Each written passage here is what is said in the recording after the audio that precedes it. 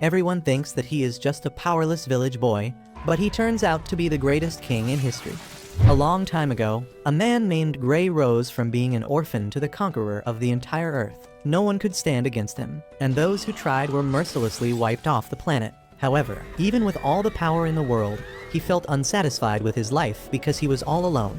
Then one day, he suddenly found himself drowning in a bottomless sea, and a voice asked him to seek the light in his next life. The king realized that he had just died, and the very next moment, he opened his eyes in a dimly lit room with two unknown people looming over his head. They called him Arthur and kept telling each other how much their son reassembled them. Even though he had no idea who these people were or where he was now, he now realized that he had been reborn with the full consciousness and knowledge from his past life. The great king, who is now just an ordinary infant, finds his new life as Arthur incredibly embarrassing. He can't control his body very well, and acting like a child, while his parents clean his diapers, fills him with shame. One day, Arthur sees his father using magic to strengthen his body so that he can plow their fields with just one punch, and then his mother healing him after he gets injured. That is the first thing that makes him curious, and he realizes that this world is not Earth because it has magic. Soon, Arthur finds out that his dad is an adventurer who often goes out to hunt monsters with his friends. He figures out that since all people in this world are allowed to keep weapons, it must be a dangerous place, and decides to get strong as soon as possible to protect himself. Unfortunately, that day is still far away because right now he is still a baby who starts falling asleep whenever his mom sings him a lullaby. However, he soon overcomes his frustration about that and begins enjoying these peaceful moments because in his past life, he was always under the danger of assassins targeting him in his sleep. A few months pass, and Arthur finally starts crawling around the house. He pretends to be asleep so that his mom leaves him alone, and then sneaks into the library in their house, where he begins searching the books for information on this world. He finds that the continent he is living on has a country of dwarves to the south and a country of elves on the north. The human country is ruled by a king, but unlike his past life, the king's son becomes the new king in this world, and there is no fight to death for the empty throne. He then finds another book that tells him about magic, and Arthur realizes that magic is the reason this world is so backwards in terms of science and technology. He learns that roughly 1% of the population can use magic, and the magic capacity of a person is often decided by the capacity of their parents. The book tells him that there are two main types of magic users. First are the augmenters, who use mana to greatly strengthen their physical abilities and fight as warriors. The second category is of the conjurers, who can project mana outside their body like wizards. Arthur realizes that his dad is an augmenter, but he thinks that his mom is not a typical conjurer because of her healing powers.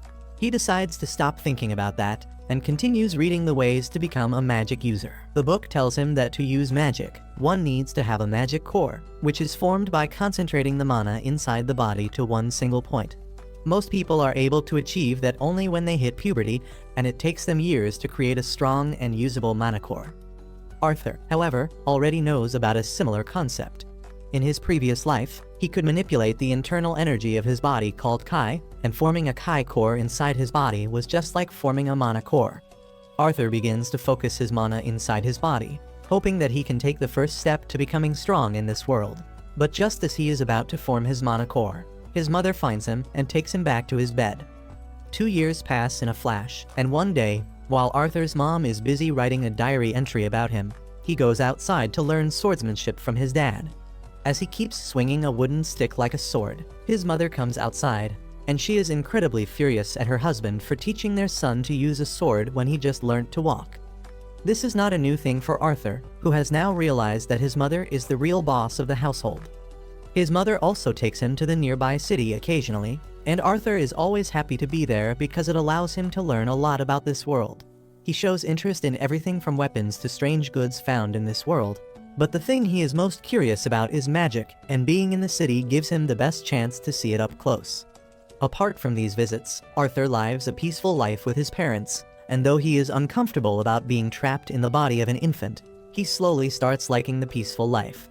His parents take care of all his needs, and that reminds him of his childhood at the orphanage in his previous life, where he desperately wished for a family, but his wishes never came true. One day, Arthur sees his dad practicing magic to strengthen his mana core. He is really excited to see and learn from him, but his dad can merely manage to lift a few stones from the ground using his mana. Arthur is not impressed because picking the stones with his hands would be faster. But then his mother comes to him and tells him that it was not his dad's best shot, and he performs better from the second round onwards. Arthur's dad concentrates his energy again to impress his wife this time, and release a series of powerful attacks that shake the earth. Arthur is really impressed by his dad's skills this time, and his mom is sure that when he grows up, he will also turn out to be a strong warrior. Arthur wants to try doing it right away, but his mom decides to take him away for nap time. They pass by the library on the way, and Arthur pleads with his mother that he wants to read the books. She sternly refuses him, but he gives her an innocent pleading look that she can't resist. In the end, she leaves him alone with the books while she goes outside to be with her husband, and Arthur starts focusing all the mana in his body to form his mana core, which he has been trying to do for the past 2 years. He feels that he is on the verge of a breakthrough, and then suddenly, his mana core is formed inside his body. As a result, a powerful explosion blows away the house, and Arthur's dad gets injured while trying to protect his wife. They both panic as they fear that their son is in danger. But when they go inside, they can't believe their eyes when they see Arthur floating in the sky with a golden glow. Arthur gives them a smug smile, declaring that can finally use magic now. He gets on the ground and starts walking towards them, when suddenly, the rubble from the roof falls towards him. He panics, fearing that this is going to be the end of his life, but both his parents lunge towards him to keep him safe from the falling rubble. Arthur realizes only after this that his parents have the duty to keep him safe, but when they start crying, he gets confused. In his previous life, he never experienced anything like this, and even the parents of other kids never showed any emotions other than pride or disappointment. As he wonders what this new feeling is, Arthur starts crying too, instinctively clinging on to his mother. A couple of years pass by after that, and Arthur is now a young boy, who is starting to learn combat skills from his father Reynold. Him and his dad stand face to face in the garden, where his dad tries to hand him his prized gloves, but Arthur rejects it as he knows that he doesn't have enough strength to wield them at this age. He instead picks up a wooden sword, and his father does the same. Arthur immediately jumps into action, trying to land 3 consecutive attacks on his father, but his dad is much stronger and easily blocks each of his attacks. Arthur realizes that his dad is using his magic to reinforce the sticks, so he decides to do the same, and pours his mana into his wooden sword. Soon after, he runs at his dad once again, who is surprised when Arthur's attack manages to break his stick in half. Arthur smiles and claims that his wood is better than his father's wood, but his dad claims that stamina matters more. Regardless though, his dad realizes that Arthur is a prodigy, so he makes the tough decision to talk to his wife about sending Arthur out of town to an actual tutor. His mother Alice is completely against it, as she doesn't want her sweet son to be ripped away from him since he is only 4 years old. Reynold argues that at just 4 years old, Arthur's wood is much more powerful than his own, which means that he should be trained by an accomplished warrior. But before they could come to a decision, Arthur chimes in, claiming that they should all go together. Even though it sounds like a pretty dumb idea, both the parents immediately agree, probably because the housing crisis hasn't really affected their world yet. A couple days later, Alice and Reynold's previous party members arrive to travel with them, and Arthur introduces himself to all of them. His parents' old party consisted of Adam, the leader, Angela, the big jugged woman, Derd, the average-looking man, Helen, the archer, and Jasmine, the manic pixie girl who seems suspicious of Arthur for some reason. Soon they decide to start moving, and Arthur learns that this world still uses a pretty primitive mode of transport, compared to his world where they got air Ubers to go everywhere to eat. But that doesn't go so well when a bunch of wolf monsters appear out of the forest because of the smell of food. Jasmine immediately springs into action, grabbing 2 daggers and jumping into the fight, slashing any wolf who came in front of her, while Reynold, Adam, and Helen all kill some more wolves with their own weapons. Meanwhile, Derd and Angela use their magic to completely destroy the remaining beasts. That night they feast on the flesh of the monsters, and after a while, Alice notices that Reynold is still bleeding from his arm and decides to heal him. The rest of the party members immediately stand up from their positions and create a protective circle around them, which confuses Arthur. But he soon gets to know that Alice is a very special mage, who has healing magic which is extremely rare. Because of its rarity, Alice is always at threat of being captured, and that was one of the reasons that they moved to the countryside, in order to stay below the radar. Thankfully, the healing magic works without any issues, but after that, Adam decides that he needs some exercise and asks Arthur to train with him. Arthur agrees to the training, while Adam wraps his sharp spearhead with some cloth to prevent any damage. They get ready for the sparring session and charge up their weapons with mana. But Adam's surprise, Arthur decides to make the first move as he uses magic to enhance his speed, moving at the speed of lightning towards Adam, before disappearing and then appearing behind him, taking Adam by surprise. Unfortunately, Arthur ends up slipping, which gives Adam the time to react, and soon they get locked in an intense back and forth. Everyone is shocked by Arthur's quickness, but at the last moment, he gets thrown away into the air because of his light body, and Angela is forced to save him with her wind magic. He lands softly on the ground below, while the rest of the team members start scolding Adam for going overboard against such a little boy. Adam tries to defend himself, claiming that the boy is too strong, but no one listens to him. Jasmine, on the other hand, seems very intrigued by Arthur's skills and starts asking him questions about the techniques that he is using. The next couple of days go by quickly as Arthur trains, eats, sleeps, and trains some more with almost every single member of the party, learning lance techniques from Adam, push-ups from Reynold, archery from Helen, and running like Usain Bolt from Jasmine, who seems to have taken quite a liking to the little boy.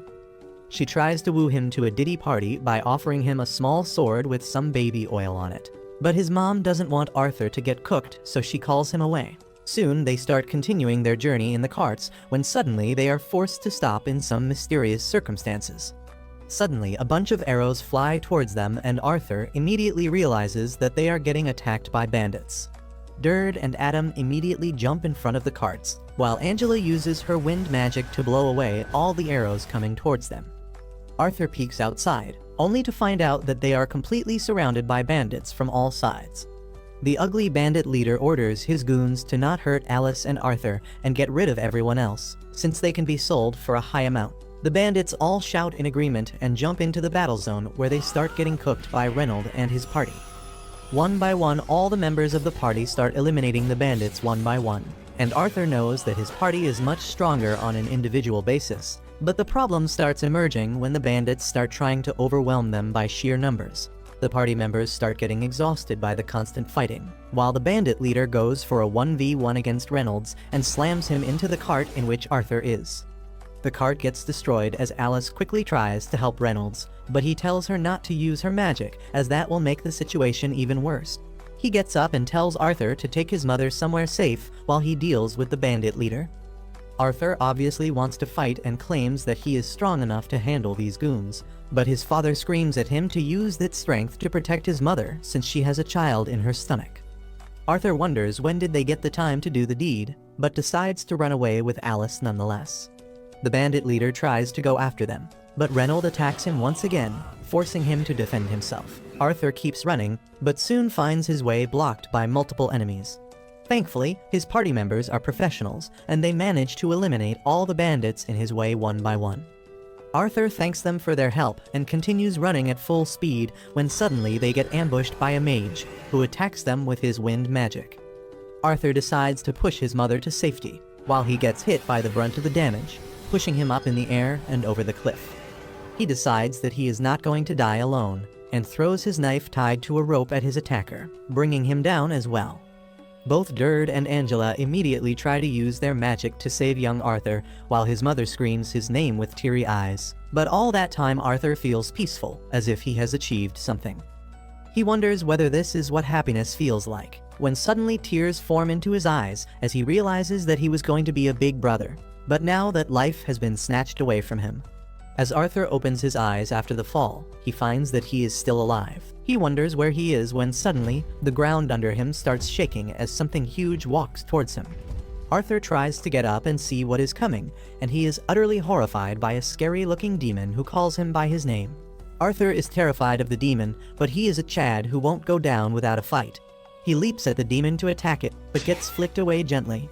As he gets up, the demon tells him that he still has a lot to learn, and then assures him that she is a friend. Arthur doesn't understand what the hell is going on. And then the demon suddenly starts picking some fruits for him. She tells Arthur that he needs to eat before they can start talking because she is not going to answer any questions otherwise. Arthur has no choice but to gobble down the fruits, and then he asks the demon if his parents are fine. She shows him a scene of the road where his parents and their friends fought the bandits, and it is full of the dead bodies of the bandits. The demon tells Arthur that everyone he knows is alive, and they continued their journey days ago safely. Arthur is moved to tears as relief fills his heart on hearing this. He then asks the demon her name so that he can thank her properly, and she introduces herself as Sylvia. A few days pass with Arthur still in Sylvia's cave, eating the fruits to sustain himself while his injuries heal. He wants to go to his parents as soon as possible, but Sylvia tells him that it is not so easy because he will have to go through the forest that is filled with dangerous monsters and outlaws. However, she has another way to unite Arthur with his family, but it involves creating a hole in space-time fabric and takes a lot of time. Arthur understands this, and while Sylvia prepares the hole in space and time, he continues to train his skills. He now understands that even though Sylvia looks like a demon, she is really kind-hearted, and more than that, she cares a lot about him specifically. One day, as Arthur is working on his mana core, Sylvia decides to teach him a trick humans don't know.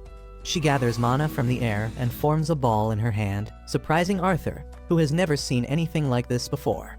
Sylvia tells him most humans think that they can either gather mana or use it, but in nature, many creatures can do both things at the same time. She offers to teach the trick to Arthur, but before that, she wants to know what he will do once he grows stronger after learning it. Arthur thinks long and hard about it, and then declares that once he grows stronger, he will kill everyone who tries to harm his people. But Sylvia doesn't like that answer, and she flicks him away. Arthur gets pissed at this, but Sylvia tells him that he failed her test because she is not going to teach anyone with such deranged violent tendencies. Arthur is confused by this because the only thing he learned in his past life was that you get stronger to kill your enemies. However, when Sylvia asks him if he enjoys thinking about violence all the time, Arthur falls silent. Sylvia then tells him that there are other ways to use strength aside from violence, and she wouldn't want him to waste his life on rage and violence. Her words hit a nerve with Arthur, and he feels as if Sylvia knows everything about his past life. She then repeats her initial question and asks what will he do once he gets stronger, and this time, Arthur replies that he will protect the people he cares about. Sylvia is pleased with that answer, and she starts teaching Arthur how to use magic while directly gathering it from his surroundings. Arthur learns it really quickly as well, but just as he runs to show that he can do it to Sylvia, she hits him to the side of the cave and buries him in rocks. Arthur is confused, but Sylvia talks to him via telepathy and tells him not to make any sound. Just moments later, another demon like Sylvia arrives there and tells her to come back with him. She refuses to go with him, so the demon shoots an energy ball at her. Arthur is worried, but Sylvia assures him that she will be fine. She gets up to fight again and unleashes her full power, shattering her demon-like body and transforming into a white dragon. She then shoots a hyper beam at the demon, who can barely block it. He warns her that using such a great power will cost her greatly, but Sylvia tells him that she has no regrets with her life. The demon somehow cancels her attack, and then bombards her with his dark energy balls, some of which hit the cave. Sylvia gets distracted as she tries to confirm Arthur's safety, and the demon decides to knock her out with a big attack. Sylvia realizes that Arthur will come under danger because of this danger, so she decides to risk it all so that he can escape. She uses all her power to stop time and then calls Arthur outside, telling him that he needs to go home now. She opens a hole in space and time, telling him that it won't take him directly to his family, but now he is strong enough to survive on his own while he searches for them. Arthur realizes that Sylvia is sacrificing herself for him, and his heart breaks because of that, but she makes him promise to use his power to protect the people he loves. She then gives him some parting gifts in the form of a crystal egg and a feather, asking him to take good care of it. After that, she kisses Arthur and suddenly he gets golden tattoos on both his arms. Sylvia tells him that he will learn their meaning and purpose when the right time comes, but for now, it is farewell. She then tells him that she didn't really need all this time to prepare a portal to send him home, and she delayed the process on purpose because she enjoyed the few days she spent with him. Arthur starts crying on hearing this, and then he realizes that he is not strong enough to protect her right now, even though he promised that he would protect everyone he loves. Sylvia tells him that their promise doesn't apply in this situation, and tells him to hurry. He tells her that he doesn't care if she is a dragon or a demon because she is family to him, and you never leave family behind. Sylvia tells Arthur that he already has a mom, so he decides to call her grandma, and the dragon starts crying on hearing that. She then nudges Arthur to the portal, and he takes the egg and the feather with him. But just as he enters the portal and turns back to say a final goodbye to Sylvia, he finds himself getting dragged away. Once he is gone, Sylvia releases her power and returns the time in the cave to normal, immediately getting hit by the demon's attack. She falls to the ground, but as he walks towards her, confident about his victory, Sylvia pulls a fast one on him, blasting him with her full power at point-blank range. On the other hand, Arthur is traveling through the portal where he hears Sylvia's voice again. She tells him that it is okay to be sad, but he should work hard to turn that sadness into happiness one day. Arthur tells her that he can't do it, but Sylvia says that she knows he can do it because he was the strongest king in history. Arthur is shocked to hear that she knows about his previous life, and he wants to ask Sylvia if she was the one who brought him to this world. But before he can do that, he exits the portal. After Arthur is done crying about Sylvia, he gets up and places the crystal egg inside his pouch. He then looks around to find that he is in a dense forest full of dangers. Arthur suddenly hears a girl screaming in the distance, and he leaps through the trees to look for her. He soon finds a bunch of bandits kidnapping an elf girl and talking about how they can get a lot of money if they sell her off to Epstein Island. This reminds him of the time his group was attacked by the bandits, and they plan to do the same thing with him. He gets furious on seeing the elf girl being kidnapped, but following his promise to Sylvia, he doesn't let his rage consume him. Instead, he decides to follow the bandits because they will surely lead him to the nearest human settlement. In the evening, when the bandits take a break, they start talking about having fun with the girl before selling her, and that is where Arthur draws the line.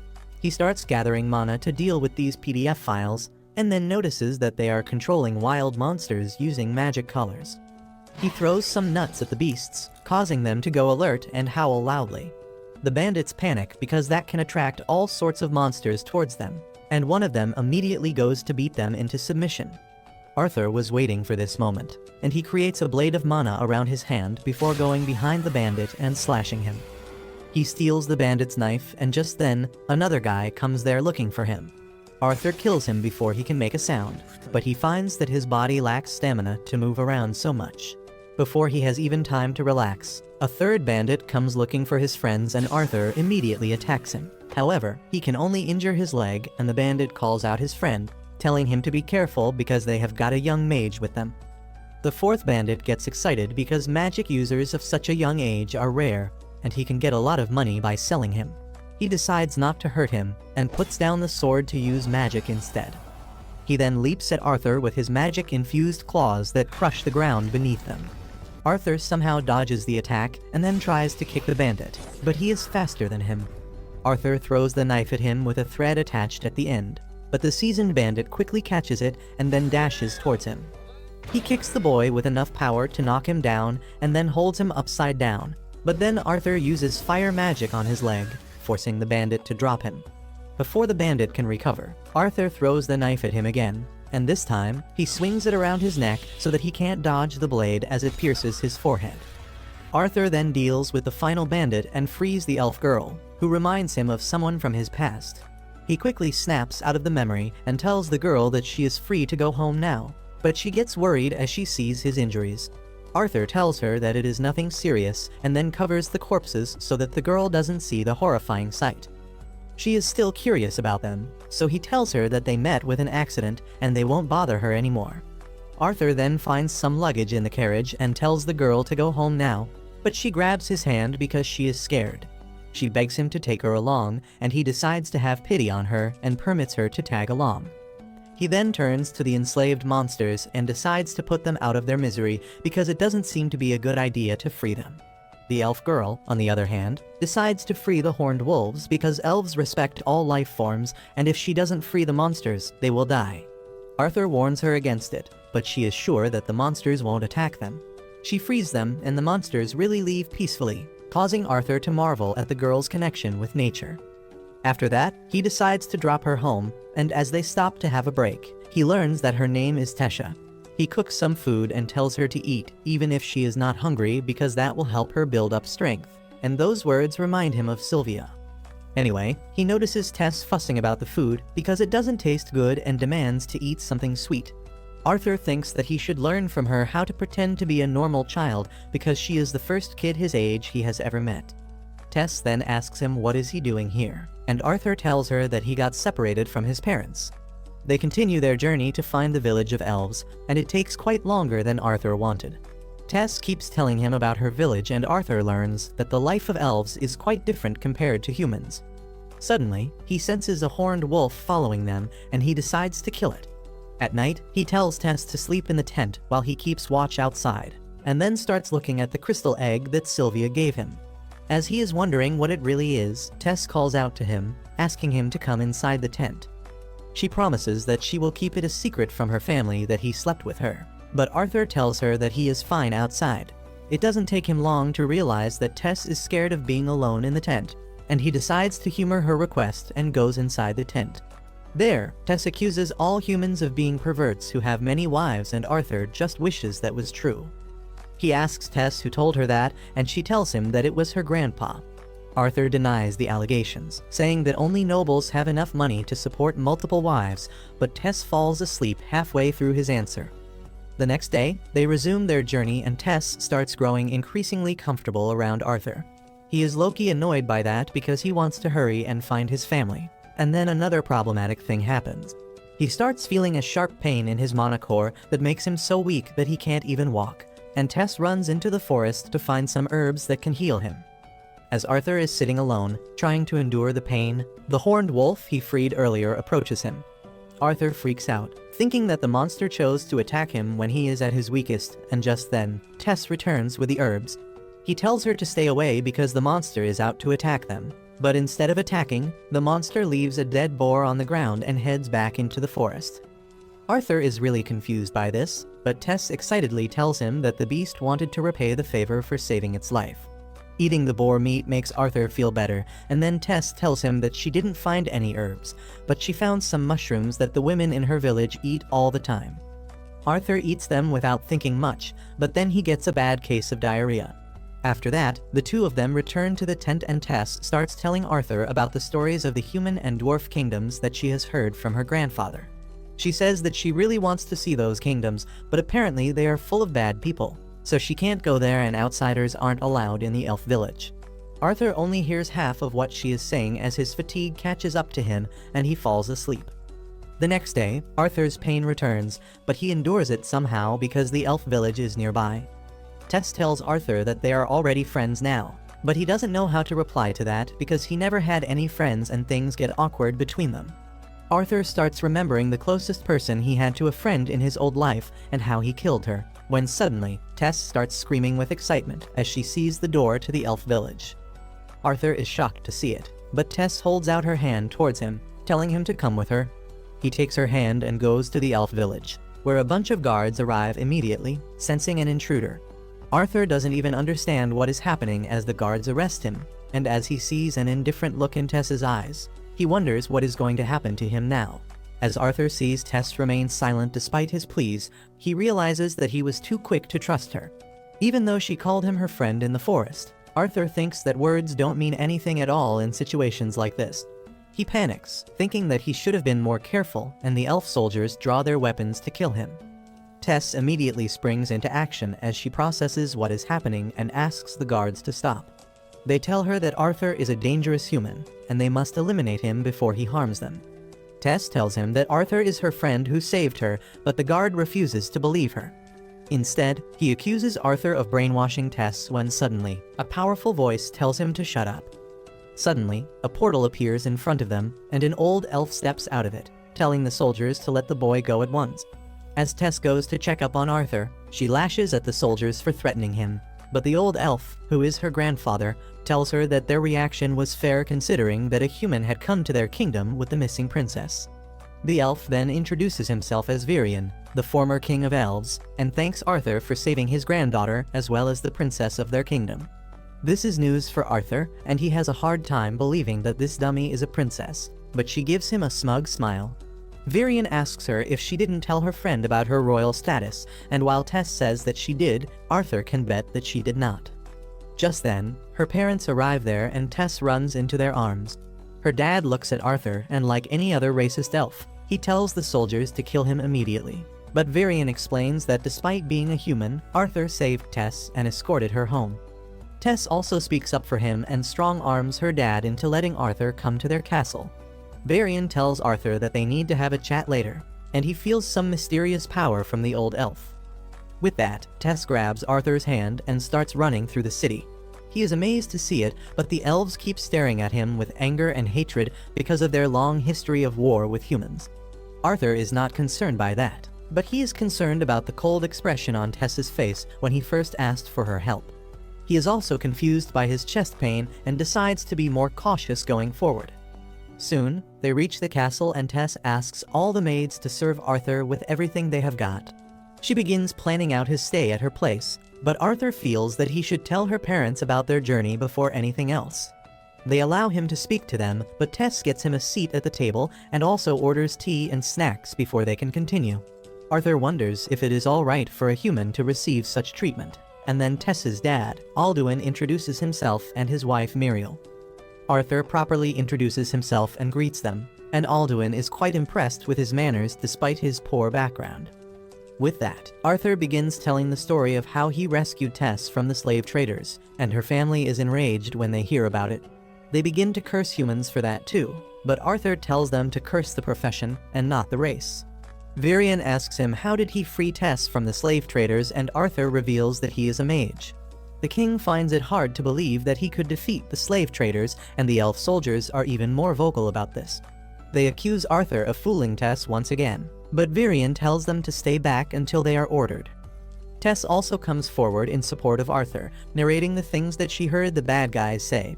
Her mother hugs her to comfort her, and then her father tells Arthur that he believes his story.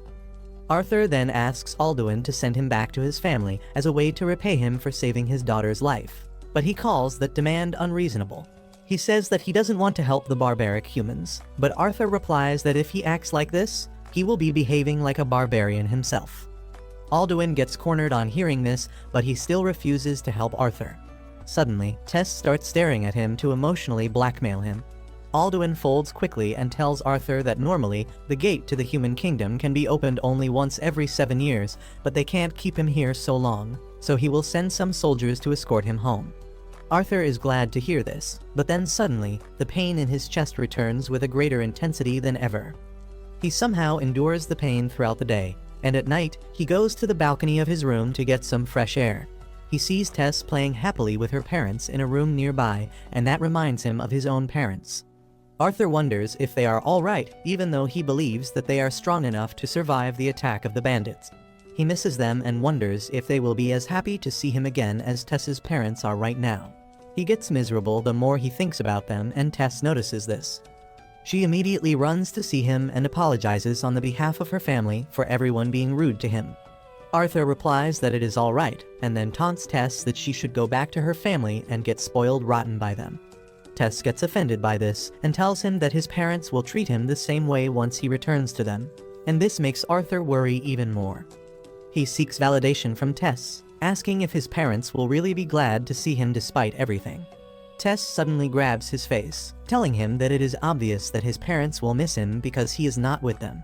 She tells him that she is already missing him because he is going home soon, and Arthur is left speechless.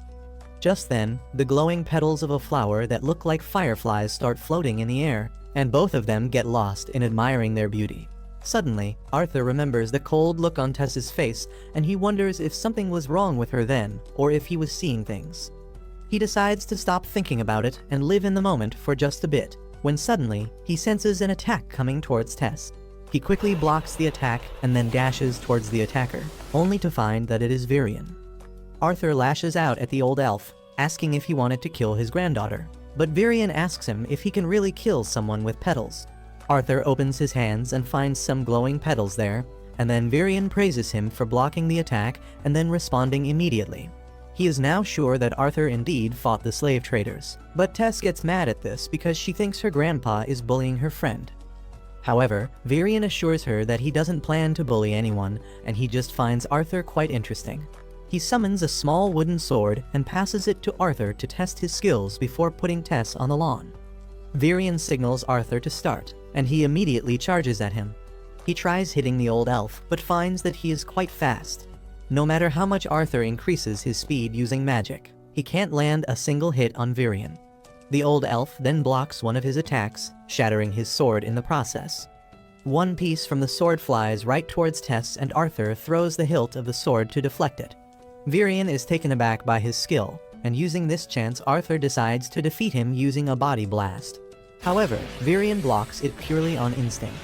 Arthur is not willing to give up either, and he charges at him again, hitting him in the forehead. Virion is really impressed that Arthur got in one hit, and he tells him to get ready for round 2. But then Tess suddenly assaults him from behind and tells him to stop bullying her friend. Virion tells her that he was not bullying anyone, and instead, if he held back, Arthur would be the one bullying him. Arthur thinks that the old man doesn't really believe what he is saying, but he politely thanks him for overestimating him. Virion tells him that he is not overestimating him, and if he is really grateful, he should become his student. Arthur is shocked by this offer that came out of nowhere, and he tells Virion that he can't stay here because his parents will be worried. The old elf replies that there is a way to let his parents know that he is safe here, and before Arthur can even ask about it, the chest pain resurfaces, bringing him to his knees. Virion had noticed this earlier too, and now he is sure that Arthur has inherited a beast will. He tells the boy to become his student, or he is going to lose his life before he can get a chance to meet his parents. Later that night, as Arthur is sleeping, he suddenly feels the same sharp pain in his chest. He tries hard to subdue it, but the pain keeps on increasing until it rips through his body and manifests in front of him.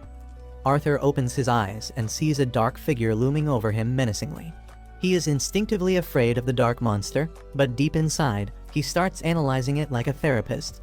He wonders if the monster is the personification of his anxiety or his heavy responsibilities, and starts screaming as the monster approaches him, but then he hears Tess telling him to wake up. As Arthur wakes up from the nightmare, he sees Tess sitting on top of him and cheerfully wishing him good morning. Arthur doesn't want to see her annoying face first thing in the morning, and he tells her to leave him alone because he couldn't even sleep properly because of the monster in his dreams. He tries sleeping again, but Tess gets angry, thinking that he is calling her a monster. She tells him to wake up because her grandfather is waiting for him. She pulls him up from the bed, and Arthur has no choice but to get ready.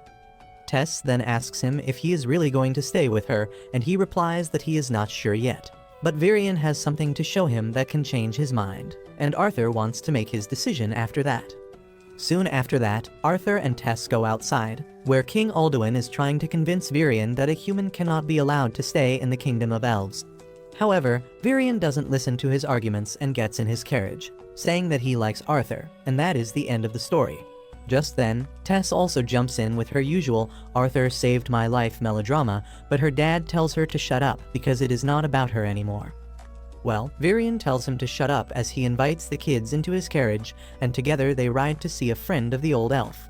Virion and Tess start meditating inside the carriage, and Arthur gets bored, so he asks Virion how long the journey is going to take. Just then, Tess falls on his shoulder because she was sleeping and not meditating, and Virion says that she woke up early today because she wanted to come along with them. He says that because Tess is the sole heir of the royal throne, she has never had any real friends all her life. She doesn't trust people easily and hides her emotions from most people, but she is really comfortable with Arthur. Virion thanks Arthur for that because when Tess is with him, she smiles freely. Arthur is impressed that Virion is so humble that he can thank a child, and that gives him the confidence that he can trust the old elf. Soon, their carriage stops in front of a house isolated from society, and Arthur is curious to see the man who can make even the former king travel to his house. Suddenly, Virion walks to the door and kicks it, yelling at his friend inside to come out. He then goes close to see if anyone is coming, but his friend opens the door right in his face and tells him to stop yelling. Virion then introduces her as Rinia, his old friend and a sorcerer with unique skills. He says that she can help Arthur with her powers, and she tells everyone to get inside so that they can start immediately. Rinia's house is full of books, and Arthur wonders how a nerd like her is going to help him. He says that Grandpa Virion told him that she has a spell that can help him contact his parents, and Rinia laughs, telling Virion that he is being quite soft on the kid. She then tells Arthur that she is a diviner, which means she can see past and future. She activates her powers and finds that Arthur is so special that she can't see his true past. However, she knows that he is not here for a prophecy, but to see his parents again and let them know that he is well. Arthur affirms, and then Rhenia tells him to picture his parents as clearly as he can while bending over a bucket of water. Arthur focuses all his brain cells on picturing his parents in front of him. Meanwhile, his parents are having lunch at their new home in the city. Alice cooks stew and serves it to Reynold as she says that Arthur used to love the stew too. She suddenly gets sad and nostalgic because today is Arthur's birthday, and he is not with them anymore. She remembers how devastated she was on the day he jumped down the cliff, and Reynold also recalls that he drank himself silly on losing his son because he felt it was his fault. Thankfully, his friends were there to help him snap out of that. Soon, they reach the city and their party members bid them goodbye as they returned home. Reynold became a soldier to earn a living, and then purchased a house in the city. He and Alice are trying to live normally now, even though they really miss Arthur. They get emotional when they think about him, but then suddenly, they hear Arthur's voice calling them. They both get up from their seats in pure surprise, and Arthur tells them that this is not the effect of the magic shrooms in the stew, and he is really talking to them. He tells them that he is alive and well, and currently, he is living in the kingdom of the elves. He explains that he is using a special magic spell to contact them, and even though he really wants to come home, he can't do it right now. Arthur reveals that something is wrong with his body, and he needs treatment for it, but he promises that once the treatment is done, he will rush home. His parents are moved to tears on learning that he is alive, and Arthur tells them to take care until the next time they can talk. They hug each other, and Arthur tells them that he really loves them. He starts crying with that, and as his tears fall in the bucket, his concentration and Rhenia's magic spell is broken. After that is done, Arthur calms himself down and requests Varian to accept him as his student. Soon, they reach the palace, and Varian orders his son to declare that Arthur is going to be his student. Alduin is not sure about that, but Varian declares that he will take full responsibility in case trouble arises because of Arthur.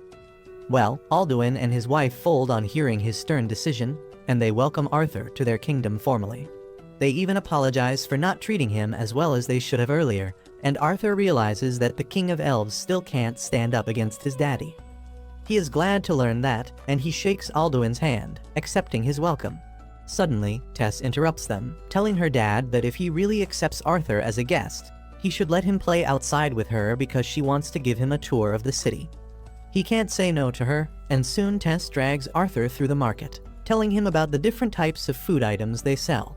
Arthur accidentally bumps into a blonde elf boy and immediately apologizes, but the racist piece of shit calls him disgusting and says that he has got human germs on him now. He starts emoting in front of Arthur for no reason and says that it doesn't make a difference that he was accepted by Varian because he will always remain an outsider. Arthur doesn't get what this guy's deal is, and soon, other kids also start telling him to go back to the human kingdom. Tess tells him to not mind the racist assholes, but Arthur is feeling a little mischievous. The blonde boy Faye gives him the chance to get even with him as he flaunts his noble status and asks Tess to let him escort her instead of a human. Though Tess refuses his offer, Arthur immediately acts like he knows Faye's name and the fact that he is a big shot. However, he deliberately pronounces his name wrong and then is sarcastically humble, pissing him off. Faye doesn't let it slide and throws his hanky on the ground, challenging Arthur to a duel. Tess tries to stop him, saying that even if he is a noble, he won't be spared if he causes trouble with her grandpa's student. Faye tells her that his dad taught him never to let anyone get away with insulting him. He taunts Arthur, asking if he is going to run away like a coward because his actions also reflect the honor of his teacher. However, Arthur is surprised because a duel seems to be a very common thing in the elf country and no one is trying to stop them. Well, Arthur decides to accept the duel and Tess becomes the referee. As soon as she gives the start signal, Faye runs towards Arthur, who simply punches him. Faye is knocked out cold with just one hit and Arthur feels disappointed because he was expecting more after all that trash talking. Tess says that it was bound to happen this way and then grabs Arthur's hand, running away with him to avoid the commotion.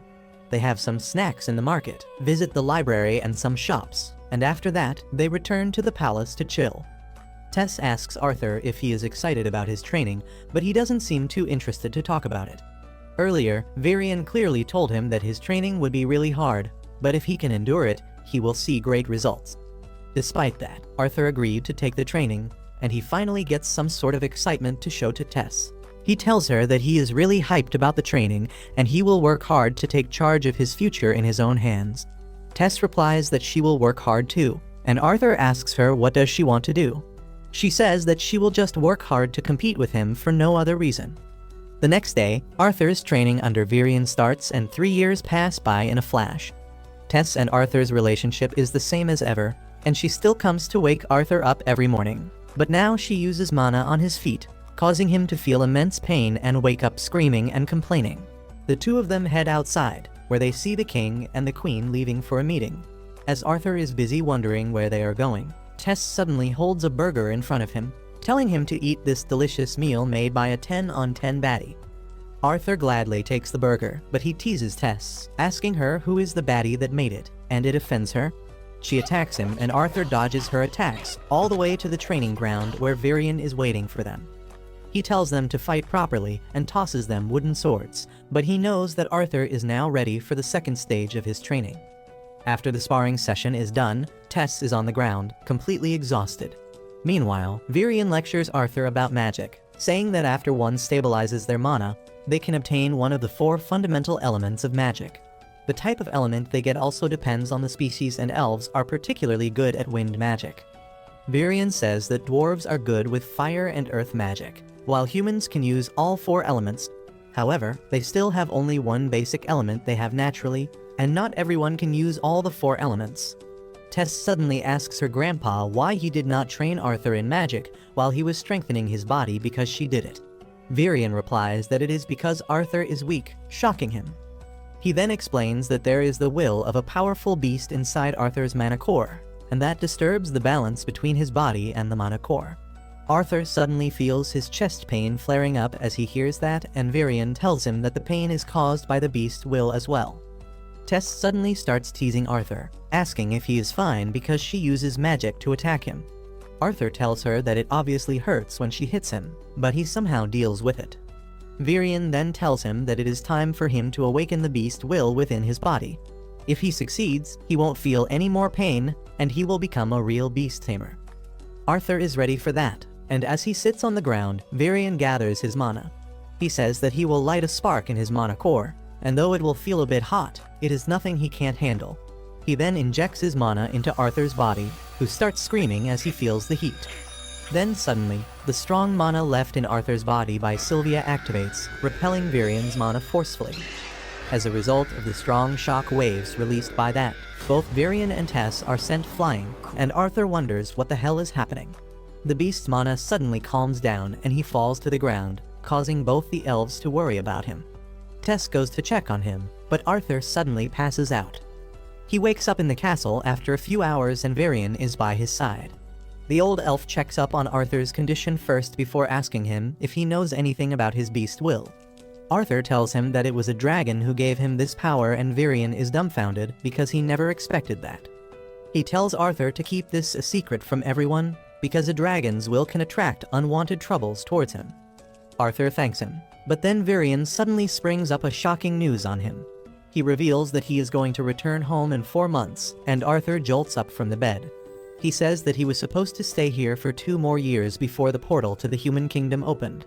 But Virion says that a cultural exchange event is going to be organized for the young people of the 3 kingdoms, and because of that, the portal to the human kingdom will be opened. Arthur gets sad on hearing this because he has grown quite attached to this place. Virion pats his head, telling him to get some rest, because his training is going to become more intense starting tomorrow.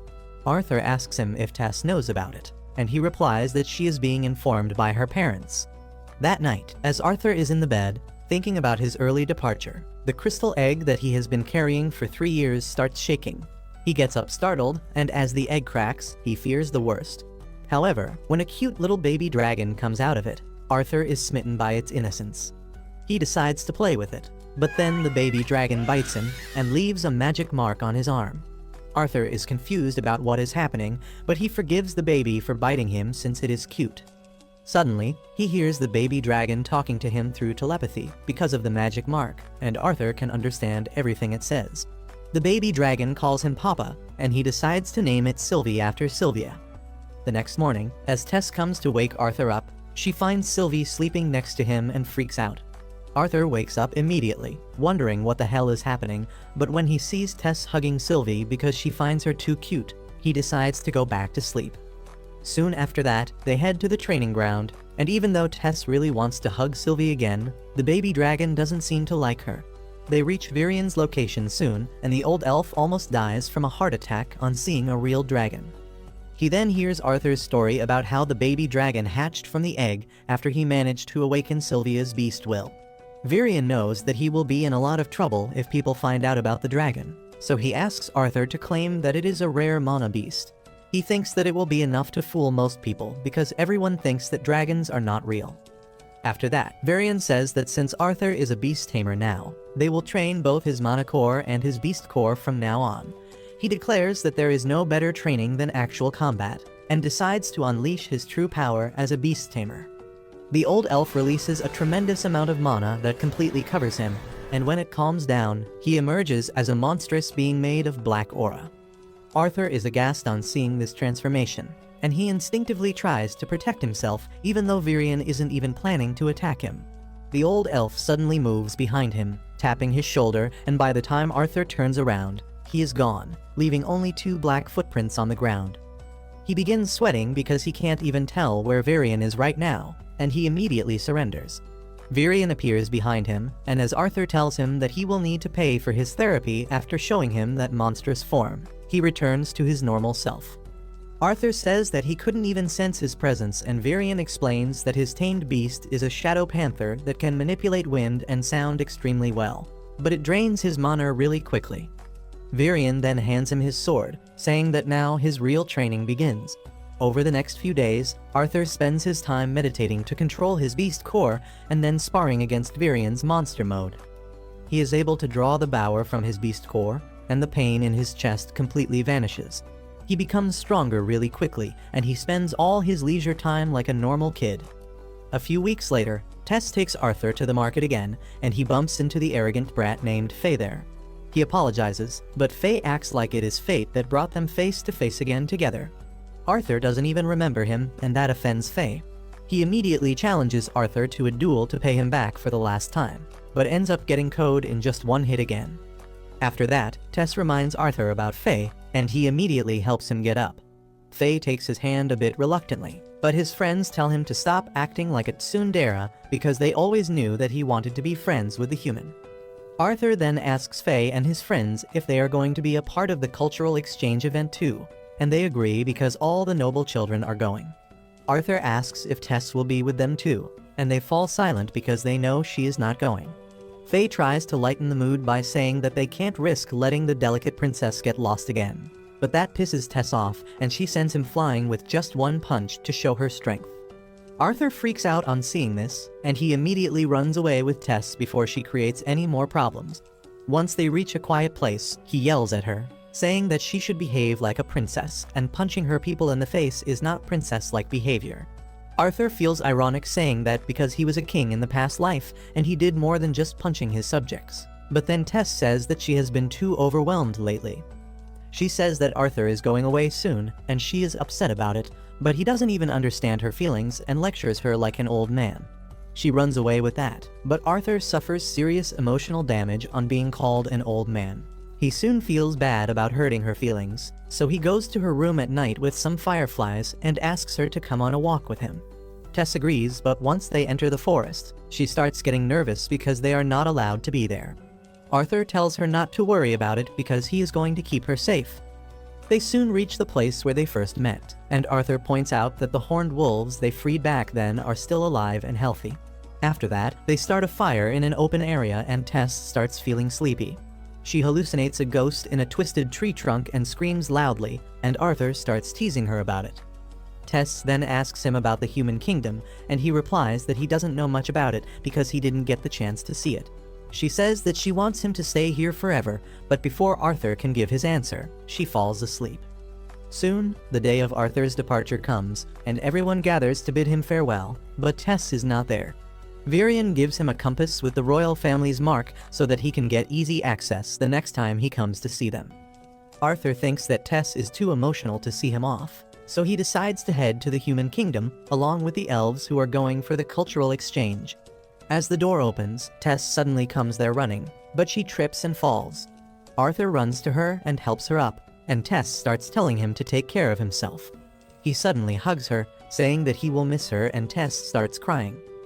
However, their emotional farewell is interrupted as the door to the human kingdom opens.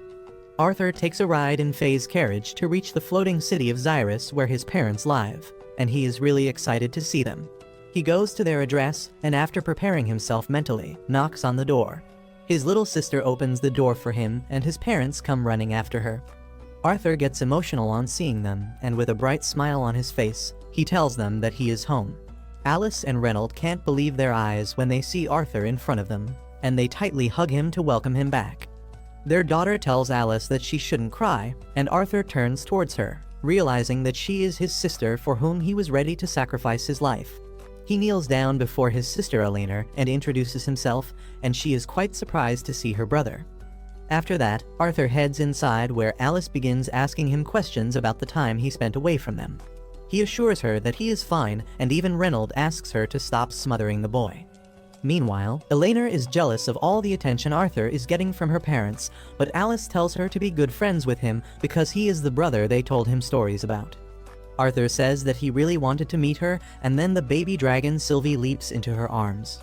Once everyone has calmed down, Arthur gives his family a full detail of what happened after he separated from them.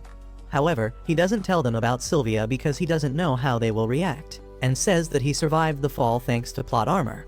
He then tells them about how he rescued Tess and how he remained at the Elven Kingdom for the next few years, training himself and getting treatment for his illness. He hides everything about Sylvia and his beast core from his parents and tells them that Sylvie is a mana beast he adopted after finding that its mother was too weak to survive. His parents believe him, and they are just glad that he survived. Suddenly, Reynold asks Arthur what stage his mana core is at right now, and Alice scolds him for getting into such stuff when their son has just returned. Arthur asks him about his current job first, and Reynold proudly tells him that he is a security instructor at a famous auction house. Reynold then declares that his mana core became dark orange colored 2 years ago, which is in the middle of the power scale. Arthur is impressed and thinks that his dad put in a lot of work to reach that stage, but he himself is at the light red stage, which is just one level below the dark orange stage. Reynold gets flustered because his son is on the verge of overtaking him, and then challenges Arthur to a spar to see how strong he has become. While Alice scolds him for that, some people barge inside their house. The man Vincent asks Reynold if it is true that his son is alive, and Arthur wonders what is this guy's deal. Reynold tells him that Vincent is the owner of the auction house where he works, and this house also belongs to him. Arthur greets Vincent and his wife, and then befriends their daughter Lilia thanks to Sylvie's cuteness. Reynold then tells Vincent that he and Arthur are about to spar in the garden and invites him to watch the show. Vincent is surprised, but he goes to the garden with everyone else. He can't believe that Arthur's mana core is at the light red stage, but Alice tells him that her son is a quick learner, and there is no reason for him to lie. However, he still finds it hard to believe because even the best students of the most elite training schools can reach the light red stage at the age of 13, and Arthur is just 8. On the other hand, Arthur and Reynold finish warming up and then dash towards each other. Arthur blocks Reynold's attacks and then launches his counterattack. Reynold easily blocks it and tells him that he needs more work, but then Arthur surprises him by showing what he learned from Virion. He manages to push Reynold back, who is impressed, but he tells Arthur that he won't find another chance to land a hit at him because he is going to get serious now. He concentrates his mana around his fist, turning it into fire, which is a surprise for Arthur. He knows that in this world, all mana users have a particular element they are born with. For conjurers, it is easy to identify that element and use it, but for augmenters like Reynold, it takes a lot of practice and insight to reach that stage. Reynold suddenly covers his entire body with his flame mana and charges towards Arthur, who can only block his attacks. As he is pushed back, Arthur thinks about how he had a power called Kai in his past life, which worked basically like mana, but a Kai master could decide which element they wanted to use by themselves.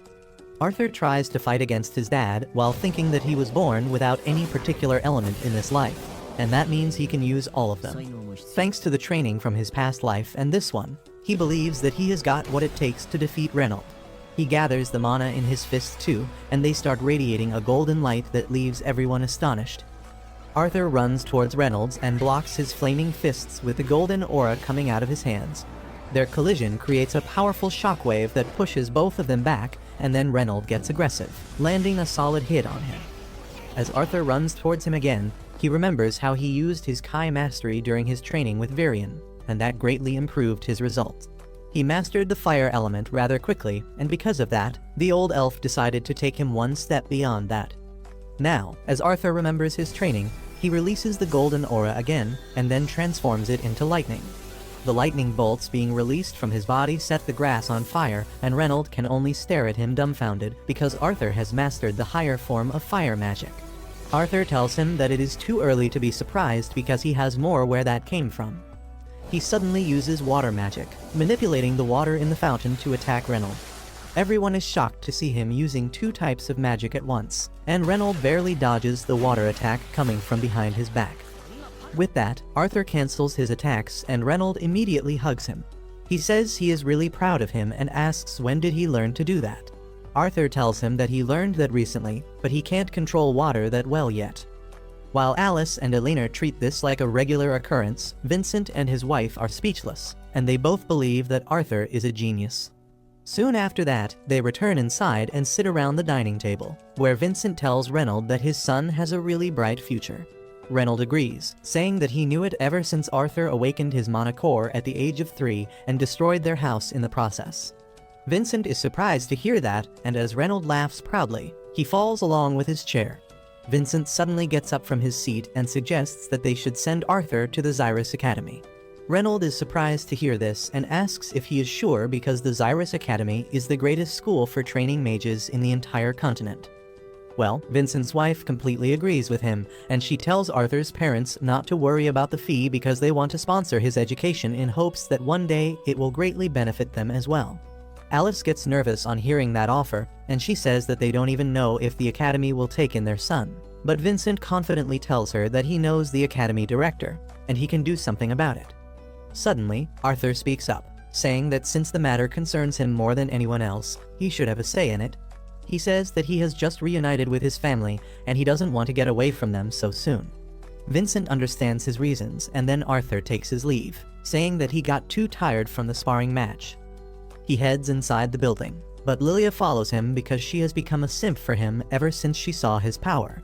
She tells him that he is going in the wrong direction and tells him to follow her because she will take him to a better place. She takes Arthur to the kitchen in the basement, where she begins talking cheerfully with the servants and telling them to prepare some delicious meat dishes for her. The old maid tells her to watch her diet because she has gained some weight lately, and Lilia snaps back, telling her not to talk about her weight. Arthur is surprised to see this side of Lilia because she didn't speak much till now, and then one of the maids tells him that she always comes here to eat when she is stressed out. Arthur is curious about that, and the maid says that Lilia and her parents want her to awaken as a mage, and that puts a lot of burden on her. At night, Alice and Reynold come to Arthur's room to talk some more. They tell him that they are really glad that he returned to them, and then add that they are really proud of him too. They claim that he will become a grand mage someday, and Arthur wants to tell them something about that, but they interrupt and tell him that they can talk about the rest tomorrow. With that, they bid him good night and let him sleep. The next morning, Arthur immediately runs to the hall upon waking up because some old friends are there to see him. They are the party members of his parents, and they are really glad to see him back. The mommy Angela hugs Arthur tightly till he can't breathe anymore, and then he shares a high five with the tank named Dird. Adam and Helen keep bickering with each other while welcoming Arthur back, and then suddenly, Jasmine begins frisking him for no reason other than the fact that she wants to touch him. She then hugs him, asking Arthur to forgive her because it is all her fault. After their emotional reunion, the party begins telling Arthur about their recent missions that were in far-off places, and as usual, they keep bickering about little things. After hearing them talk, Arthur realizes that there is so much about this world that he doesn't know, and being an adventurer is a good way to learn about it. However, as he looks at his family, he thinks that he is not ready to leave them again yet. Arthur starts training inside his room, trying to focus his mana to such an extent that even time seems frozen to him. However, he can't maintain that state for too long and collapses because of fatigue, as he begins to think that he must become stronger quickly to protect the people he loves, and just then Sylvie comes to cuddle with him. Arthur hugs her, but then suddenly, he realizes that she smells really bad, and he immediately proceeds to give her a bath. Once he is done with that, his family comes there and tells him that it is his turn to be groomed now, and before Arthur realizes it, he is in the chair of a guy who looks like he is definitely gonna groom him in more than one way. Soon, Arthur gets a new fade and his mom and sister start fangirling over him. He asks what was even the need for this, but Lilia's mom tells him that they are planning to take him to their auction house the next time, and they can't take him there when he looks so shabby. She then tells Arthur that today they will take him on a tour of the Xyrus city, and Alina immediately asks him to hold her hand. Arthur obliges, but Lilia says that she is jealous because before Arthur came, Alina used to stick with her. Anyway, they start exploring the city together, and when Arthur puts a hair tie around the finger of a statue, a group of boys throw one at his head. They just walk away after laughing at him, and Arthur asks who the hell were those bastards. Lilia tells him that they were the students of the Xyrus Magic Academy, and since they are treated as royalty because of that, most of them are bullies. Before Arthur can even ask for details, he suddenly senses a familiar energy coming from a store nearby. He goes to check it and finds beast cores inside the shop, and Lilia's mother tells him that they are the mana cores that are taken from magic beasts and used to make a person stronger. This is the first time Arthur has heard about this because the elves did not even talk about extracting mana cores from beasts. Lilia's mom then adds that the price of the beast cores depends on its effects, and if it has a beast will, it can cost up to 100 gold coins, which would be enough to make Arthur and his family live in luxury for 250 years. She then tells Arthur that they are going to sell some beast cores at their auction house soon and he can touch one of them, and he wants to tell her that he doesn't want to. On the other hand, Lilia nervously tries to tell her mom that she should get a beast core, but the woman clearly refuses, telling her that even if she gets a beast core, there is no guarantee that she will awaken as a mage. Lilia gets upset as her mother reminds her that the beast cores are too expensive, and she replies that there are cheaper ones too. Her mom refuses to hear her out, and because of that, Lilia remains upset the entire time, which makes Arthur feel bad for her. He tries to talk to her about not hurrying things when he finds her going off on her own, and he instinctively follows her. Lilia goes to a weapon shop where she eyes some cheap beast cores she can buy with her pocket money, but when Arthur asks her if she is sure about that, she gets startled. He repeats what her mom just said and tells her to stop being so impatient. But Lilia lashes out at him, saying that he won't understand how she feels because he is special. Arthur still tries to calm her down, but as she tries to push him away, she bumps into a boy behind her, who turns out to be a student of the Xyrus Magic Academy. Lilia immediately apologizes to him, but the arrogant brat asks her what kind of half-assed apology is that. He tries threatening her, and Arthur immediately comes forward to protect her. Just then, the shopkeeper also arrives there on hearing the commotion, but as soon as he sees the students, he quickly backs off. The arrogant pricks decide to bully Lilia, and one of them summons a tiny flame.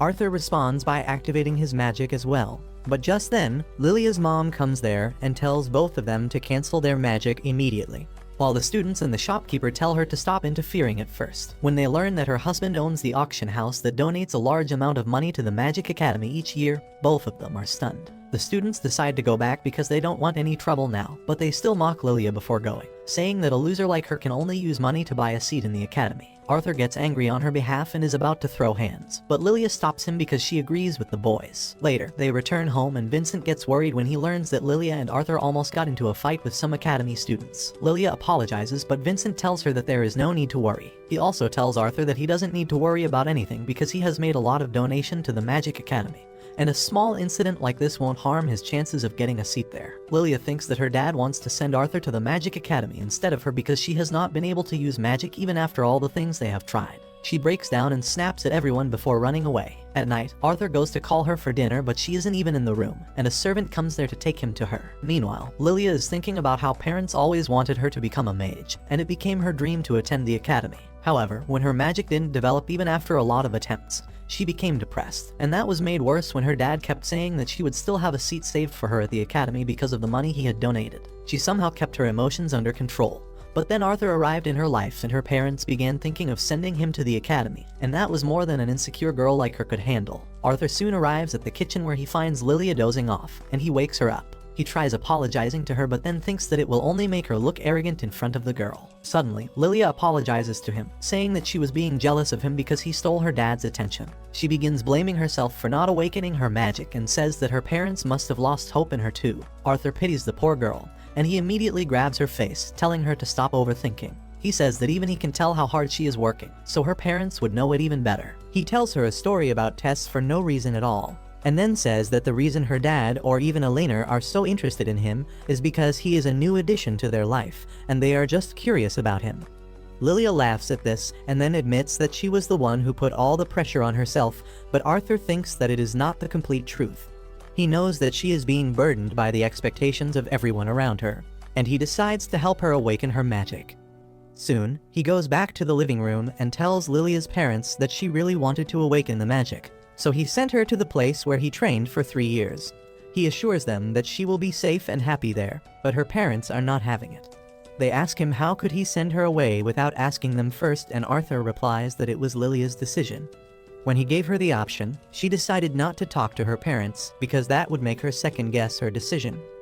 He then hands over a letter to Vincent, in which Lilia calls herself a burden to her parents till she is able to do magic. She promises to become a mage no matter how long it takes, and Vincent breaks down on reading this. He starts blaming himself, saying that he thought Lilia would have a happy future if she became a magician, but he never knew it would force her into taking such a reckless decision.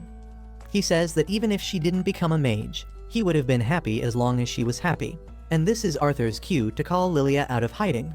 Her parents are absolutely puzzled by what is going on, and Arthur immediately apologizes for lying to them, but he wanted Lilia to know that her parents love her unconditionally. Vincent tells him that it is fine because he has realized his mistake now. He immediately apologizes to Alice and Reynold, saying that he should not have been too hasty about sending their son to the academy when he had just returned to them. He then tells Lilia that she doesn't need to force herself to join the academy if she doesn't want to, because she can be happy doing other things as well. However, Lilia tells him that she really wants to join the academy, and for that, she wants to train hard and unlock her magic. Her parents hug her, telling her that they have full faith in her, and seeing this touching moment, Arthur volunteers to help her awaken her magic. Soon, he makes Lilia and Elena sit with their backs to each other, and their parents are not sure if he can really pull it off. However, Arthur confidently tells them that the first step of awakening their magic is to focus on their breathing. He tells them to breathe slowly with their eyes closed and continue to focus till they can see a light in the darkness. Elena is the first one to see a light, but as she exclaims that she sees it, she loses her focus and returns to a blank slate. Lilia feels left behind because she can't see anything, but Arthur tells her to keep breathing. He then places his hand on the backs of the two girls and tells them to keep breathing even if they feel a little heat. He then gently sends his mana into their body, and Lilia is finally able to see the light he was talking about. Her parents are moved to tears on seeing their daughter finally able to visualize mana. And after that, Lilia goes downstairs to party with the house helps. Soon after that, Arthur goes to Lilia's family's auction house, and he is amazed by how grand it looks. There are all sorts of nobles, merchants, and adventurers inside the auction house, waiting to buy collectibles and other rare items. While Lilia and Elena immediately go to check out some pretty beast cores, Arthur's attention is drawn towards a creepy demoness statue, and in the meantime, Reynold handles the security of the auction house.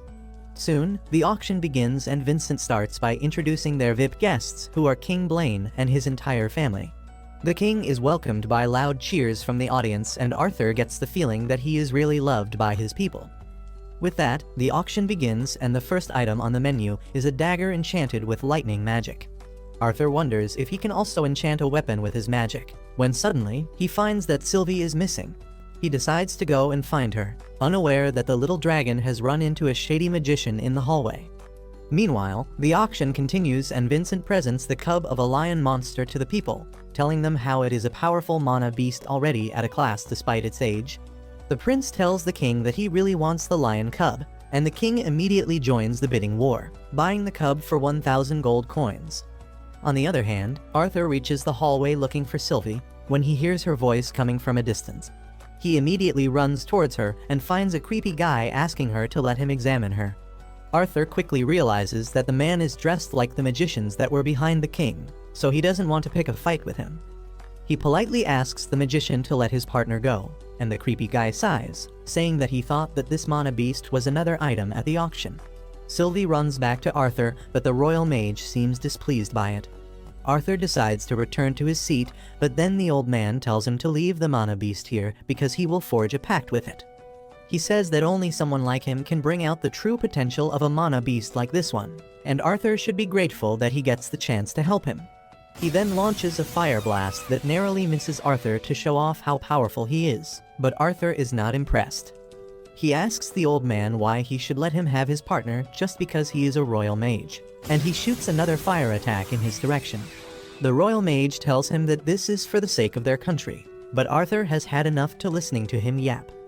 He starts heading back, but then the bastard tells him that he will soon learn what it means to defy a royal, and he will make sure that his parents take responsibility for it.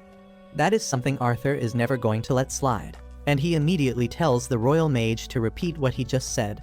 He turns around with intense murderous intent releasing from his body, and it is strong enough to cover the entire auction house.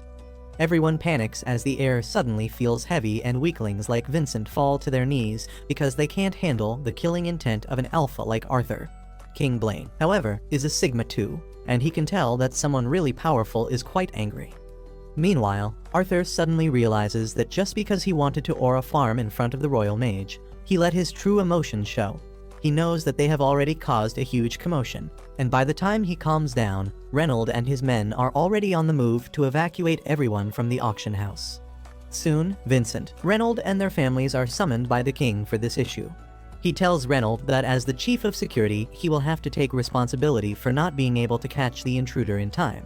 Reynold accepts his fault and gets ready for his punishment, but then the royal mage steps in, saying that since there are no casualties, the king should be lenient with the punishment. He then immediately turns to Arthur, saying that he has a nice mana beast and he can raise it to its full potential.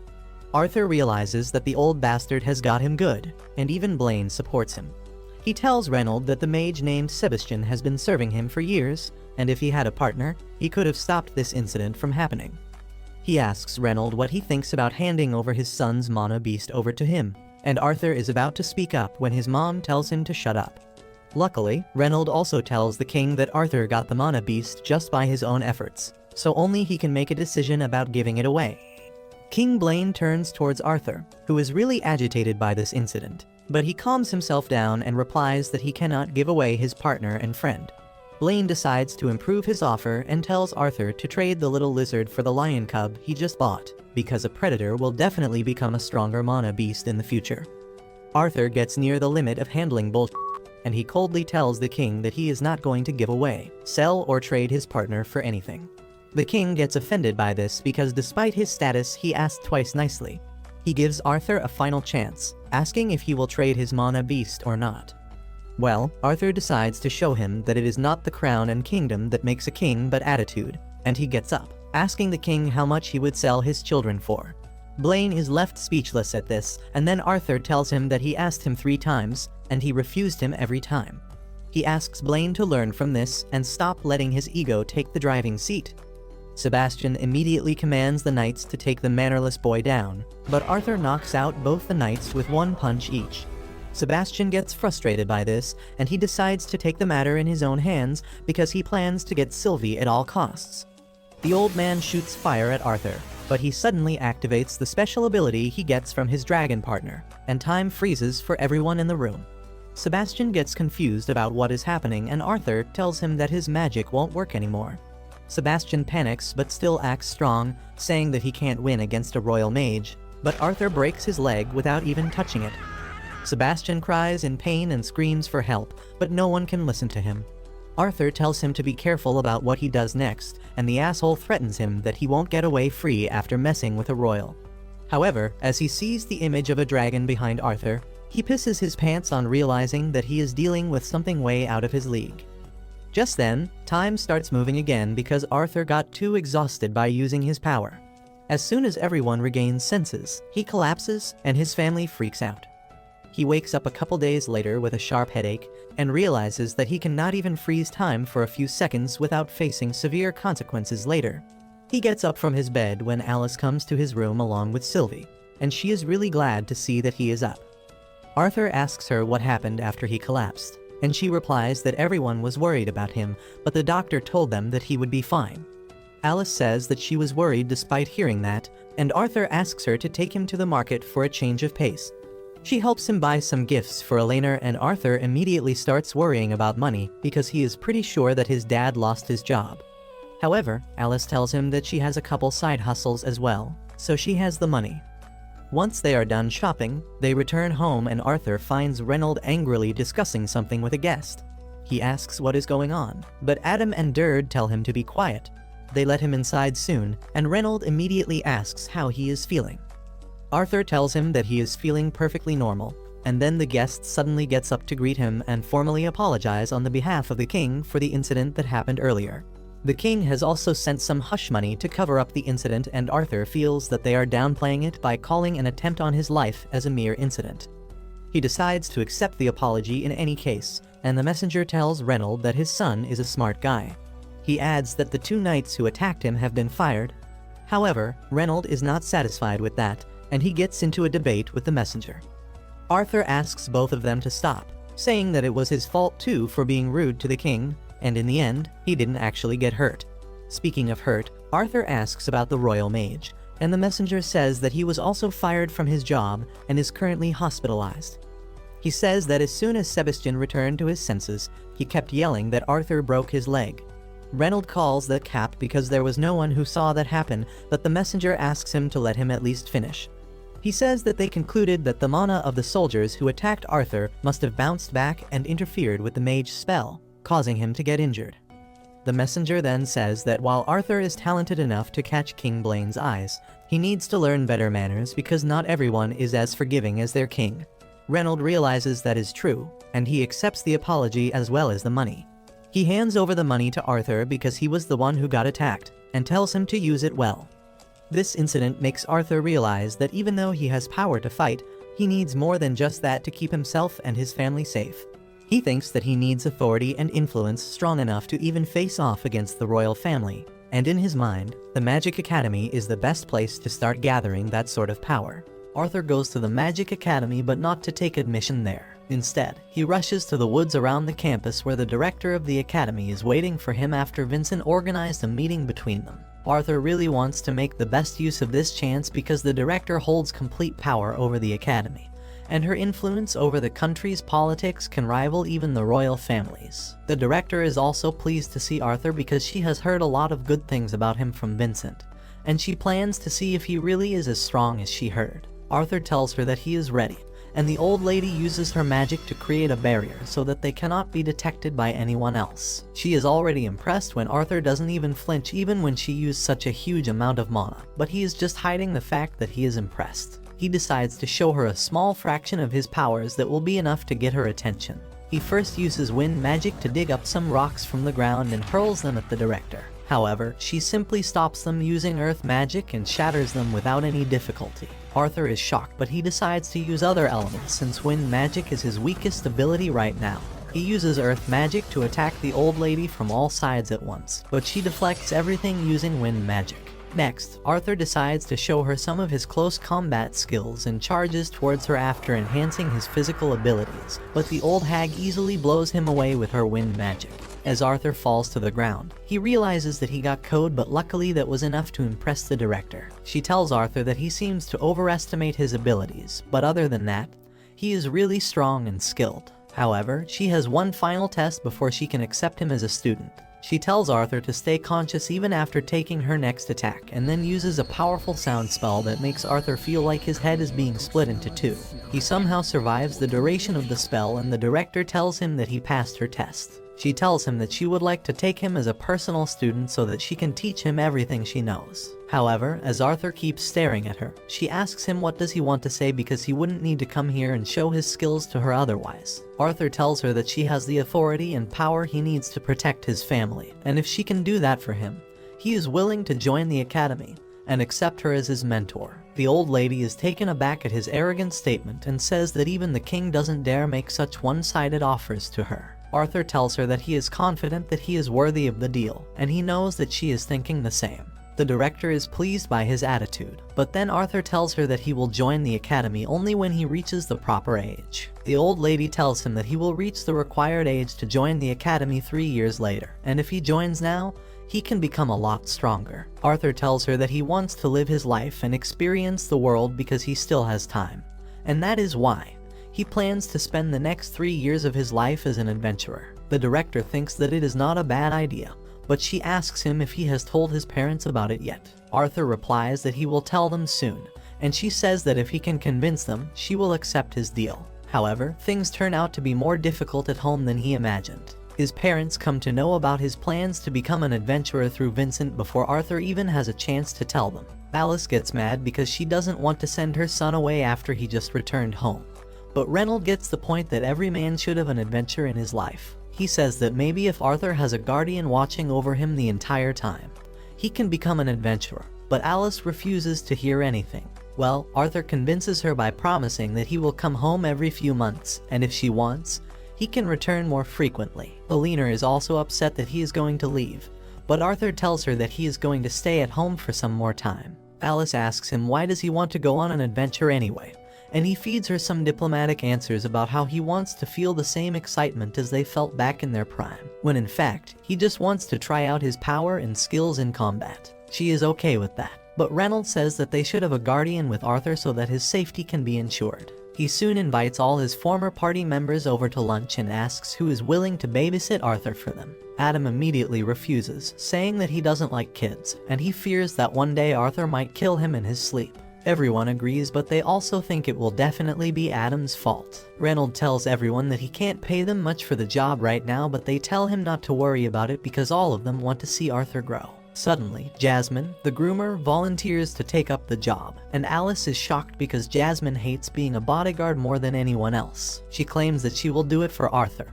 and everyone agrees that she will be a perfect match because she is an augmenter who can use wind magic as well. Adam gives his approval as the party leader, and everything is sorted. Later that day, Arthur and family find Lilia meditating by herself in the living room, and Alina gets upset that she started training without her. Arthur is pleased with the results of their training, and he only hopes that Alina doesn't awaken her magic too soon because that would attract too much undue attention. After that, Arthur goes to the auction house to pick a weapon for his Adventurer Guild test, and Vincent tells him to feel free to look around. Arthur goes to the armory, and he is amazed by the large number of weapons there, but that soon turns out to be a problem because he can't pick anything. He finds that most swords here are two-handed, and even the ones that are to be held in one hand are too big for him. However, Sylvie soon finds something special for him. At first, Arthur thinks it is a rod stuck under a desk, but as he pulls it out, he finds it is too heavy to be a mere iron rod. He figures out that it is a sword, but he can't pull it out of its sheath normally, so he decides to use his augmenter abilities to draw it. As he channels his magic through the sword, strange words appear in front of his eyes, and then he draws the magnificent sword that seems to be made out of a transparent crystal. Arthur finds it a bit heavy to be controlled properly, but it is sharp enough to cut a barrel in just one attack. He notices something engraved on the blade, but he can't make any sense of the word. Suddenly, the sword shocks him and he drops it, but when he picks it up again, it has become much lighter than before. Arthur finds that even the length of the sword has changed to match his small body, and now he can wield it quite easily. He is surprised because he has never heard of a weapon that adjusts itself according to its user, when suddenly, Reynolds and Vincent come looking for him because he has been stuck in the armory for a long time. Arthur panics as he asks them to wait a minute, and then picks up the nearest normal sword he can find. He tells his dad and Vincent that he wants this one, and Reynolds takes a few test swings to give his approval. Vincent has no problem with Arthur taking it either, but then he notices the second sword around his waist. Arthur panics, but quickly calms himself as he explains that he found a sturdy and heavy rod that will be perfect to practice. Vincent doesn't remember having anything like that in the warehouse, but his assistant recalls a crazy old man throwing the heavy rod at him, saying that there is no suitable user for it. He says that they tried showing it to many appraisers, but they couldn't figure out anything, and asks if they should try someone more skillful. Arthur doesn't want to let the sword go away from his hands, so he immediately puts on a cute act to convince Vincent to let him take it. Vincent is totally sold and tells Arthur to take the rod because they were not planning to sell it anyway.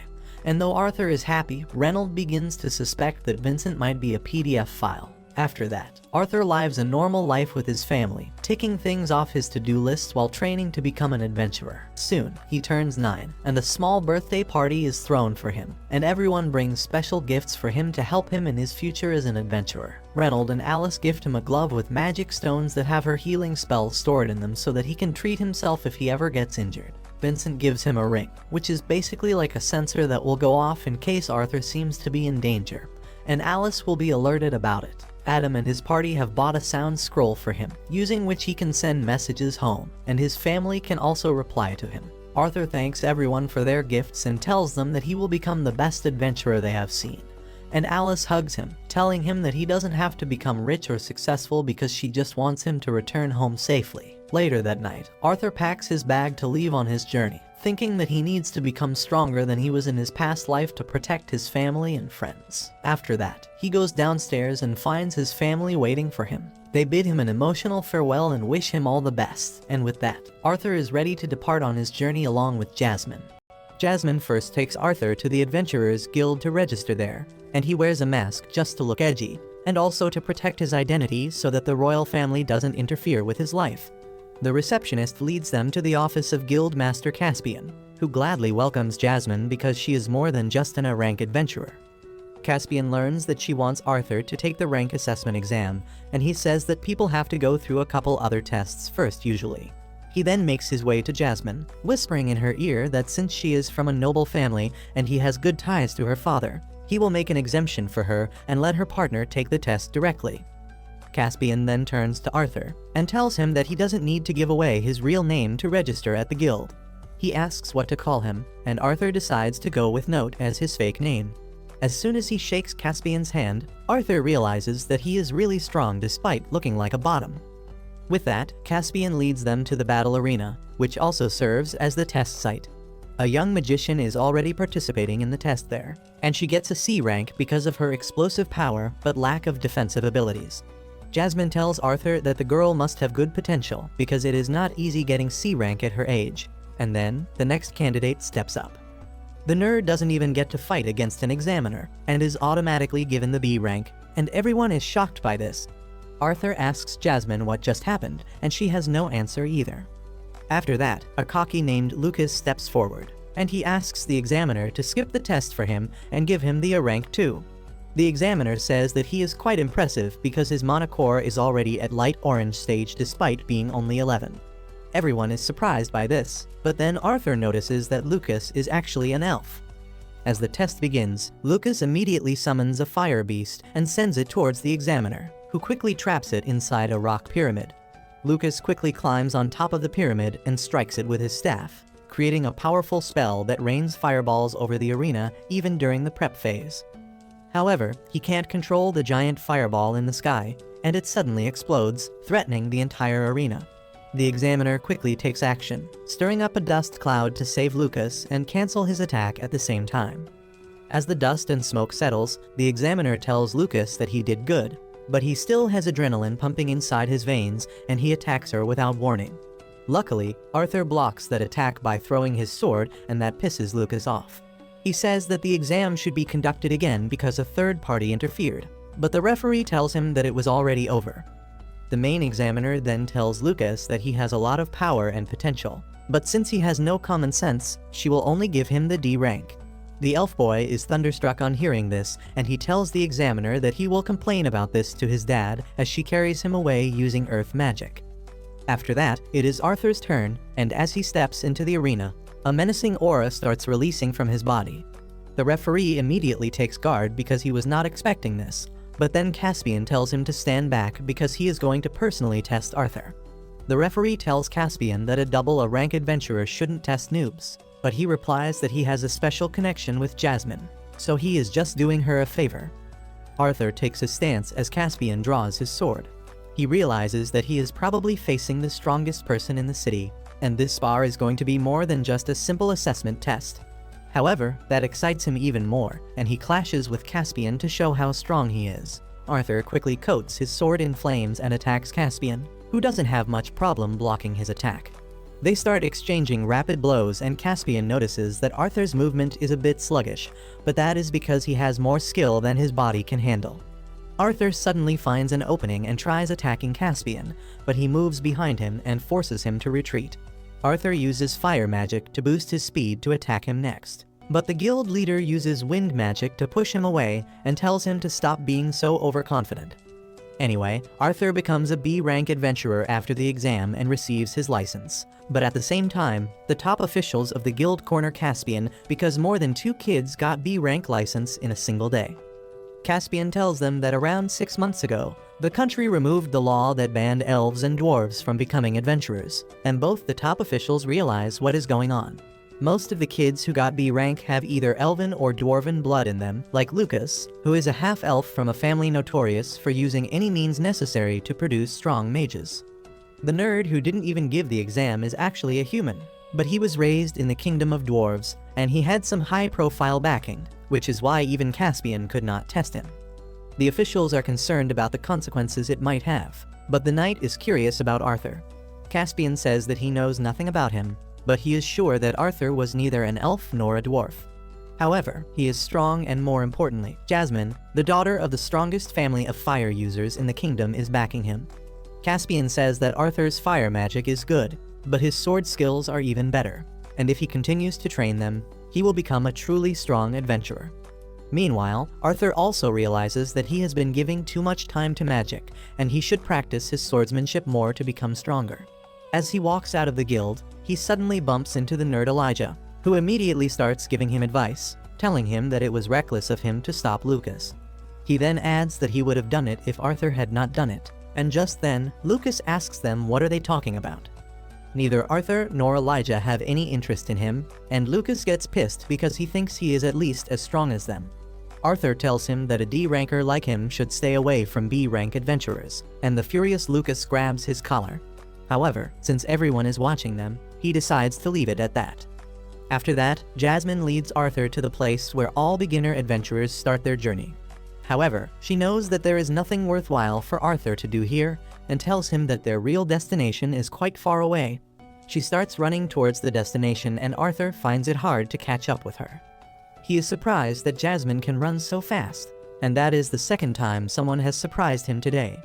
Earlier in the test, Arthur slightly underestimated Caspian, and he thinks that he is losing his edge. Just then, they hear explosions coming from the forest, and soon, a giant armored boar arrives there.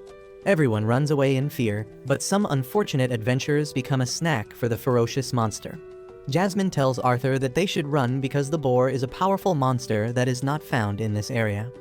Just a little distance away from the boar, they find an injured merchant group with a broken cage. Jasmine realizes that they were transporting the boar somewhere, but it must have broken free. Suddenly, the boar reaches their location and charges at them. Arthur and Jasmine dodge its attack, but then it shoots its long tongue towards them. They dodge that too, and then Jasmine charges at it, dealing only minor damage despite her attempts. The boar suddenly dashes towards the tree she is using for support, and she is forced to jump away without getting the chance to balance herself. Arthur uses wind magic to reach her quickly and get her out of danger. In the meantime, the boar turns its attention to the group of injured adventurers, and Jasmine steps in to save them. Arthur wants to help her, but then his inner voice tells him that he should not be so hasty and do things the proper way. Arthur calms himself down, waiting for the right chance. Just as the boar charges towards Jasmine without paying attention to anything else, Arthur dashes ahead using wind magic. He coats his special sword with fire magic and stabs the boar with it, stopping it in its tracks, and then unleashes a barrage of powerful strikes to finish it. Later, as the adventurers carry away the dead boar, Jasmine lectures Arthur, telling him to at least show more panic in such situations, and he doesn't understand what he did wrong this time. At night, they set up a campfire, and Jasmine reveals that she became an adventurer to run away from her home. She says that her family has produced great fire mages for generations, and they are really proud of it. She awakened her mana core before any of her siblings, and her parents had high hopes for her. However, when they found that she couldn't use fire element, they called her a disgrace and a useless bitch, and that broke her heart. Arthur gets angry on her behalf, telling her that no element is better than the others, and it all depends on how one uses them. Jasmine laughs as she sees him fuming and says that she never thought he would lose his cool over something like this. Arthur gets embarrassed, but the reason he got so angry was because in his past life, people called him useless too, but he trained hard to overcome that. Jasmine then tells him that she also fought recklessly like he did today, but that earned her a good scolding from her party members. She learned to trust others more and cooperate from them, and they changed her to be a better person. After that, Jasmine falls asleep and Arthur stays awake to keep watch. He begins wondering if he can also change. He begins thinking about all the people in his life that he wants to protect and swears that he will change as much as he can to keep them safe. If you liked this video, please consider subscribing and watch the video on your screen next.